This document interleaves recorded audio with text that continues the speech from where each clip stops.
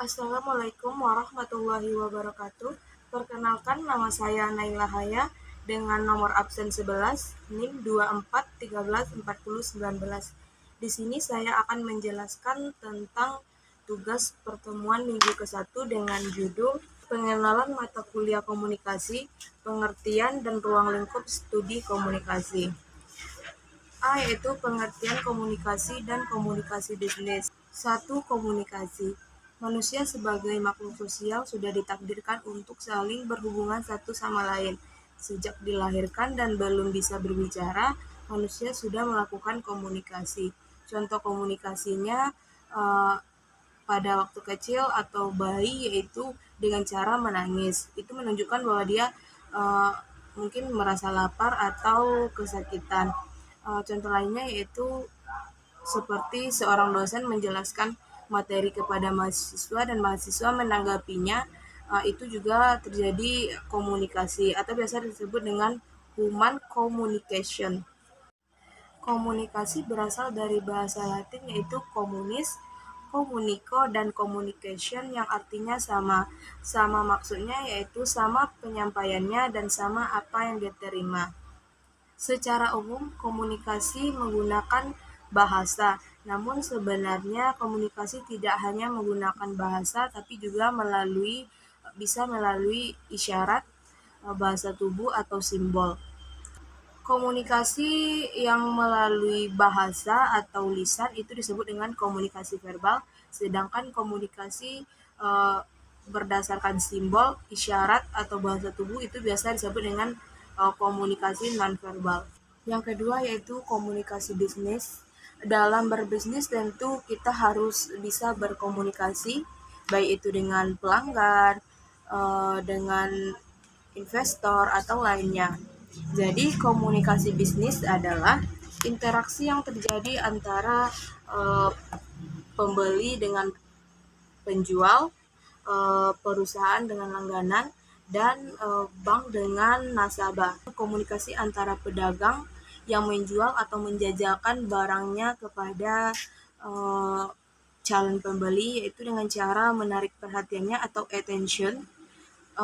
Selanjutnya yaitu apabila sudah ada perhatian dari calon pembeli, maka yang dilakukan pedagang yaitu untuk memperkenalkan barang dagangannya agar muncul rasa suka di dalam diri calon pembeli.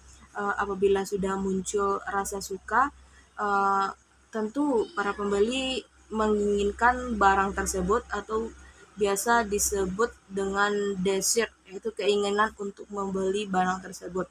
Dan apabila sudah cocok antara kesepakatan pembeli dan penjual, maka akan terjadi action atau transaksi jual beli.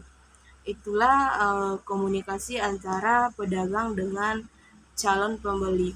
Selanjutnya saya akan membahas poin B, yaitu ruang lingkup komunikasi bisnis. Ruang lingkup komunikasi bisnis sendiri terbagi menjadi dua, yaitu komunikasi internal dan eksternal. Apa sih komunikasi internal itu? Komunikasi internal adalah komunikasi yang terjadi dalam sebuah organisasi atau perusahaan. Contoh dari komunikasi internal itu sendiri adalah yang pertama ada komunikasi vertikal, yaitu komunikasi yang terjadi antara atasan dengan bawahan. Misalnya komunikasi membahas tentang laporan kinerja atau instruksi kerja kepada bawahan. Selanjutnya ada komunikasi horizontal, yaitu komunikasi antara sesama rekan kerja. Contohnya adalah seperti koordinasi proyek atau saling berbagi informasi. Yang selanjutnya yaitu ada komunikasi diagonal, adalah komunikasi yang terjadi antara karyawan dengan departemen yang berbeda. Misalnya adalah terjadinya komunikasi seperti kolaborasi lintas fungsi. Selanjutnya yaitu komunikasi eksternal. Komunikasi eksternal adalah komunikasi yang terjadi antara organisasi atau perusahaan dengan pihak luar. Contoh dari komunikasi eksternal itu sendiri yaitu ada komunikasi dengan pelanggan, seperti melalui iklan atau promosi produk dari suatu perusahaan. Selanjutnya ada komunikasi dengan pemasok melalui negosiasi harga atau pemesanan barang. Selanjutnya ada komunikasi dengan investor melalui laporan keuangan atau presentasi bisnis guna untuk menarik perhatiannya supaya kita dapat mendapatkan keuntungan.